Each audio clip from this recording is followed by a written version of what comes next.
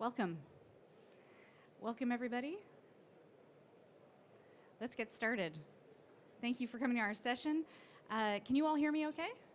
Yes? Okay, excellent. Lots of nodding heads. Pleasure to be here today. My name is Deanne Cameron. I am the head of Nuclear Technology Development and Economics with the Nuclear Energy Agency, which is an OECD organization with headquarters here in Paris. It's my pleasure to kick off the session and to introduce the session to you. We are talking today about nuclear energy as, and I quote, an ESG investable asset class. And if you don't know exactly what that means yet, don't worry. The experts will get into that and explain it to you. I'm going to just set the stage very quickly. And I want to situate this conversation in the context of COP26 and the world's climate objectives. We have new analysis that you can find on our website where we took a look at 90 pathways for the 1.5 degree scenario. So 90 scenarios, hypothetically, that show us how the world could get from where it is today to where we want to be by 2050. And the average role of nuclear across those 90 scenarios is that we need 1,160 gigawatts of electrical global installed nuclear capacity by 2050. I'm going to repeat that number, 1,160 gigawatts electric installed capacity around the world in 30 years from today. Some of you may know, today we have slightly less than 400 gigawatts of installed capacity. So we have a lot of work to do. And there's a lot of conversations we need to have to make that happen so that the nuclear sector can reach that goal. The conversation we're going to have today is about one of the conditions for success.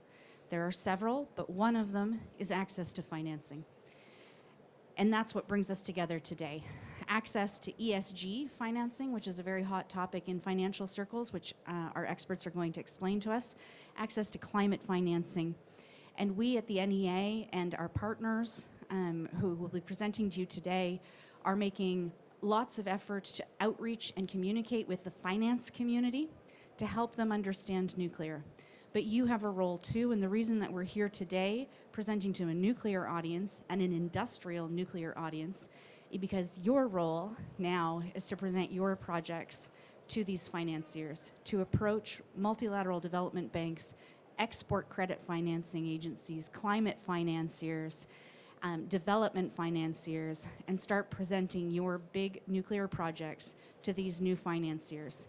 And so help them understand your projects. We will help them understand how to finance nuclear. And together, hopefully, we can reach our goal. Now I'd like to introduce the moderator for the session. Michel Berthelemy is a senior economist from my team at the Nuclear Energy Agency, and he will be guiding us through our discussion with our experts today. Over to you, Michel.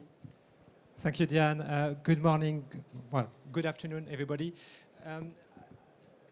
This is going to be a hybrid event with me in the room and with Fiona Riley on the screen.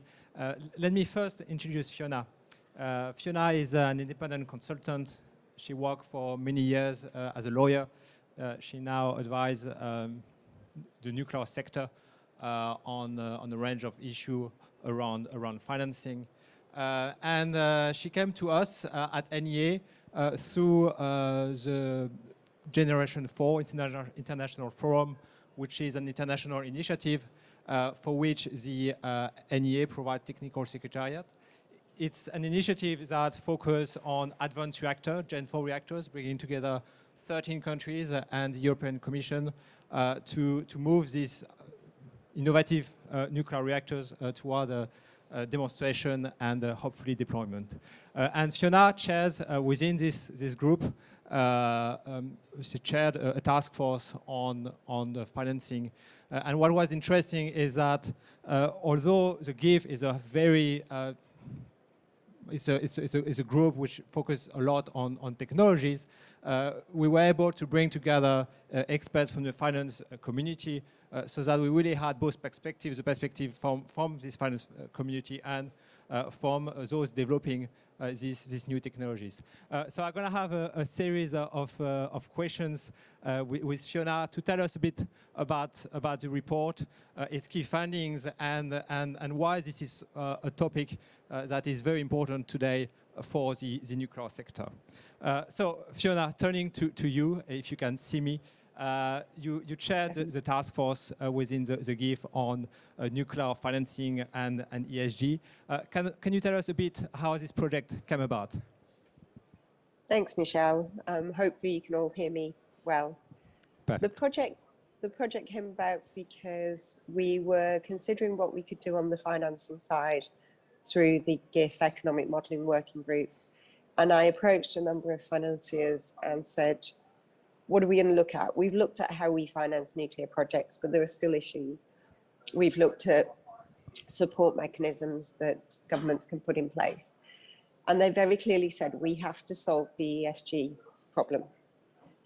And the ESG problem is around making nuclear an investable asset class and getting access to climate financing, as Deanne mentioned. So it was very much the finance community saying, we need a report that shows, as an asset class, that nuclear can report well against a broad range of ESG metrics. ESG metrics being data collection and accounting metrics for the finance community, so non-financial accounting. And they said, we need that report to go to our boards to say, this is something we should be looking at. And then projects can individually report to ESG when projects come up or companies are looking for financing, etc. So it's very much the finance industry saying, we want to invest in nuclear, help us. Thank you, Fiona. We talked about ESG. Another word which is often used is taxonomy, and both end up sometimes being used interchangeably. And I think some of us might be a bit confused in terms of what do these things stand for. So could you help us understand what taxonomy is and isn't, and compared to ESG? I can try. The ESG is often used to mean by the non-finance community as kind of an ethereal concept. And if we're being good to the environment, whatever that means, then somehow we're meeting ESG metrics. That's not true. They are specific metrics that companies are asked to report against for the finance community to say, this is a project we should be investing in. By contrast, taxonomies are policy frameworks. And the confusion in recent years has come because governments have put in place taxonomies. And instead of being simply policy frameworks whereby they are saying, if it's low carbon, if projects manage to mitigate their waste well, if they are low polluting, then they should be suitable. They go much further and try to say, as an asset class, this technology is acceptable, or as an asset class, this technology is not acceptable. And taxonomies have become very, very damaging because they've got to a stage where if a technology isn't mentioned in a taxonomy, then that's seen as a negative. Taxonomies don't negate the need for ESG reporting, but their negative impact makes it harder for certain projects to access climate finance. And I think we really need to consider that globally is, what are we trying to achieve here? We're trying to meet Paris commitments, we're trying to reach net zero. We need systems in place that help us get there. ESG reporting does that because it looks at a specific project. It doesn't try to greenwash, as some people would say the taxonomies are doing. And it makes every company look at specific aspects of their projects. They need to be able to report well against a broad range of metrics and create a balanced scorecard to say, looking at the country in which this project is being developed, are the standards being met? Is it good enough? And the taxonomies don't do that. They are there as policy, as I say, and they're being used as political tools by some countries to try and say nuclear shouldn't be accepted anywhere. They also tend to, in my view, stifle innovation. So if we have a technology that's not on a taxonomy, then again, there'll be a negative impact, even though that technology may not have been assessed properly. Thank you. Let's now focus on ESG. And if you Google ESG, you will quickly realize there's a lot of different metrics rating agencies specializing on this field. I think there is more and more of them that are moving into this field. So that creates an issue in terms of questions, in terms of consistency across these different metrics and approaches. How did we approach this in the study, Fiona? I was going to say, Michelle, you were involved in this quite heavily. So I'm the moderator.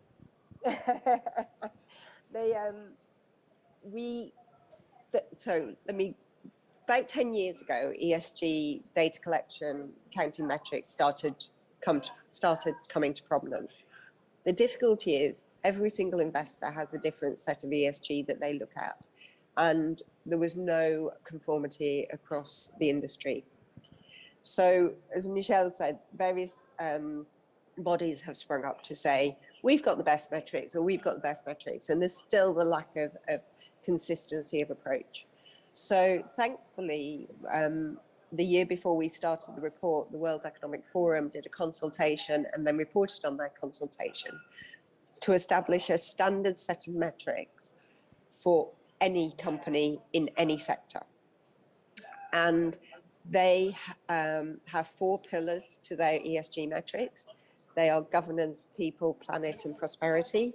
Governance very much looks at how a company is run, how it's established. Is it run well? Does it have good governance? Does it have diversity on its board, etc.? People are looking at diversity of the workforce, but also, are they looked after well? Are they paid well? Are there good health and safety measures in place, etc.? Planet goes much further than greenhouse gases. So greenhouse gases is one of the metrics and emissions, but so is pollution, land use, water use. How do you manage and mitigate your waste? And then prosperity is the effect on the broader community of a company or a project and how that company is paying into its future. So is it setting up R&D to make sure that the company is constantly moving forward? We use those metrics and we produced the report in a very systematic way so that anybody can go in and pick the parts of the report that are relevant to them. But we also then spoke to the energy community who said, well, the TCFD metrics and the SASB metrics are the ones we're used to reporting against. So we mapped the TCFD and SASB metrics against the World Economic Forum metrics, and they map very well. It was a relatively easy job. And on things like greenhouse gas emissions, the World Economic Forum simply adopted the TCFD metrics because they are seen as the gold standard on greenhouse gas emissions, because they have scope 1, 2, and 3. So they not only look at a company or an individual project, but they look at the supply chain and the complete life cycle of a project. So for a nuclear project, everything from mining through to decommissioning, waste management, and possibly recycling. At COP, Mark Carney spoke about the work he's been doing with the finance community to try and standardize metrics. And his working group established that the TCFD metrics are the minimum that companies should be reporting against. And therefore, we've gone further than the minimum. We've assessed nuclear as an asset class against the broad range of World Economic Forum metrics. We believe they are the right metrics, and you should look at everything, because we need to leave projects and companies for our grandchildren that not only deal with greenhouse gas emissions, but are ethical and in much broader ways, the gold standard of projects for the future. Thank you, Fiona. Now, let's assume we have consistency in terms of ESG metrics. I still have one question for you, which is, do you think we have consistency in the way ESG metrics are then applied across industry, and when we compare nuclear with other sectors? Do you think we are there or not quite yet? I think we're a long way off. Unfortunately, the taxonomies are creating a real problem because they're allowing certain technologies to be kind of given a tick in the box to say, yes, they are sustainable. I should say the finance industry has an allergic reaction to the word sustainable, because what does it mean? You need to drill down into the metrics to properly assess projects. The thing that's often cited as a problem for nuclear is managing and mitigating waste. And yet the nuclear industry has managed and mitigated its waste for many years and understands the waste from its projects, not only radioactive waste, but broader waste. And it has got well-established processes and procedures to say before you can even build a nuclear power plant, you need to have a decommissioning plan. You need to pre-fund for waste management. That's not the same in the renewables industry. And it's not been the same for many years. There have been some terrible practices in the renewables industry, and you can Google it, or there are some cited in our report. Thankfully, they're getting better. So the solar industry is now beginning to put in place decommissioning plans and waste management plans. The wind industry has some way to catch up, but we need to make sure that we're assessing projects on a level playing field, and that's simply not happening. And it's not happening because of the greenwashing in the taxonomies. Thank you. Maybe in closing, Fiona, overall, how was the report received? It's been published for about 3 months now. Where do we stand? It's been received incredibly well by the finance community. We've had coverage in Standard & Poor's, we've had coverage in Reuters, spoken at many events, publicising the report. We've sent the report to various finance companies and funds, and they've all received it very well, and it's been seen as a real step forward. We presented the report to some governments who, it was amazing, within an hour they suddenly clicked what we were talking about, which is fascinating that they couldn't do that without this report. But we've had some really good progress, really well received. The area I think we can do much better on is actually from the nuclear industry itself, because I've had comments from the nuclear industry that is, ESG, that's not my problem, that's for the finance community. But actually ESG is all about how you set up these projects, how you set up your companies. Are they run well? Are they set up in a way that can report well against this broad range of metrics? So the responsibility is on the industry to set up its projects in a way that it can report well and therefore meet the standards that the finance industry is looking for. Our report can help us at the top level of the finance community, for the finance community to say, yes, we should be looking at these projects. But until and unless the projects are set up in a way where they can report well against ESG, we're not going to get much further. So it's critical that the nuclear industry looks at these issues and takes ESG reporting on board when it's established any new build project or any project in the sector. One more question before turning to the workshop participants for Q&A. There's been a few recent news developments on nuclear and ESG, one of which from Canada with Bruce Power issuing the first green bonds and getting favorable ESG ratings for this. On the policy landscape, do you see some shift in the way policymakers are starting to approach that? How do you see this? I do see a shift. I think the conversations we were having at COP have made a dramatic difference. People have begun to realise that we're not going to meet our net zero obligations unless we include nuclear. Renewables and nuclear working together is the way forward, and we can't have one or the other. It's got to be both. Mark Carney spoke at a Canada-UK event the week before the COP, and he said he'd never seen a sensible transition plan to net zero that didn't include nuclear. Nuclear is vital to the world getting to net zero, and we need to make sure that we can build these projects, that we can get these projects financed, and we can move them forward. I think the commitments we saw at COP for net zero and eventually the agreement we got to are clear now, and we need to move these projects and move these commitments forward. But nuclear has to play a big part in that, and we began to see at COP nuclear beginning to play a role. We've still got some naysayers who don't want nuclear, but that's fine. It should be an individual country's right to say what technologies they adopt or don't adopt in their move to meet their NDCs. But globally, we need nuclear to play its part to make sure we can meet net zero.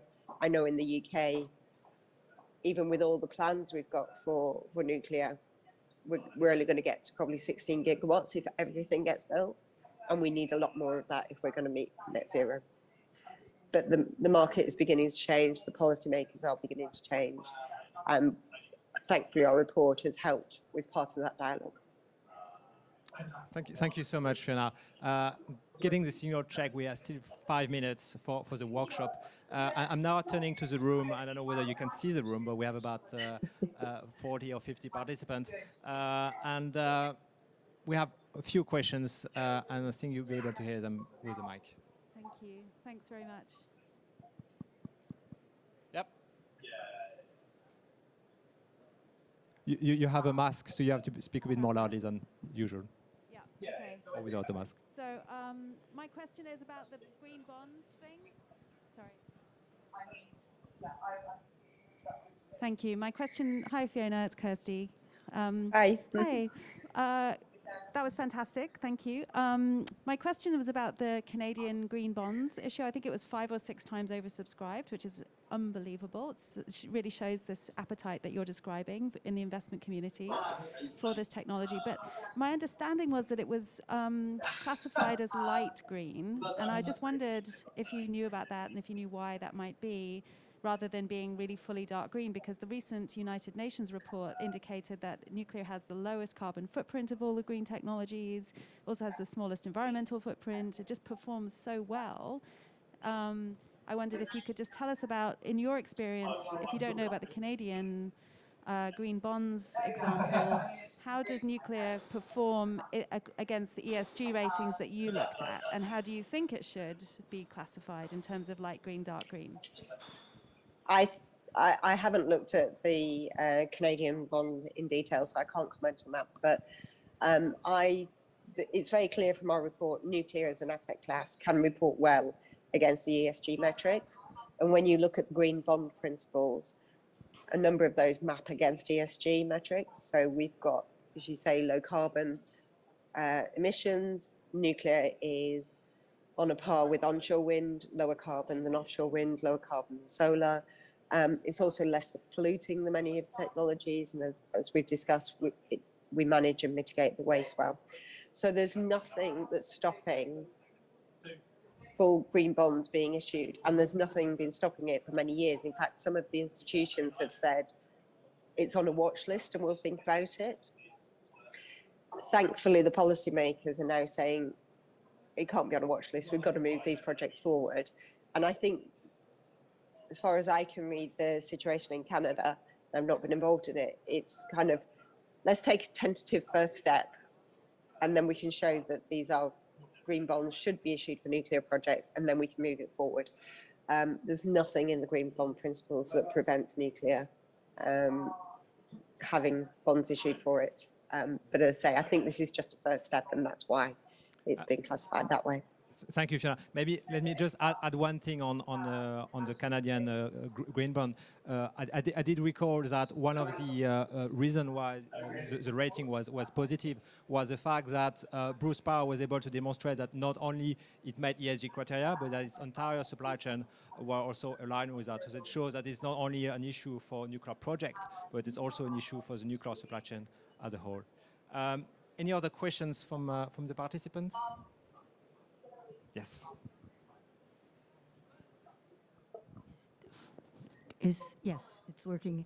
Hello, this is Anne McLaughlin, former nuclear journalist.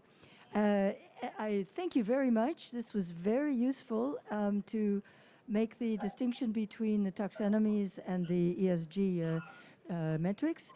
The question goes to, number one, it's my understanding that there are several taxonomies in the world.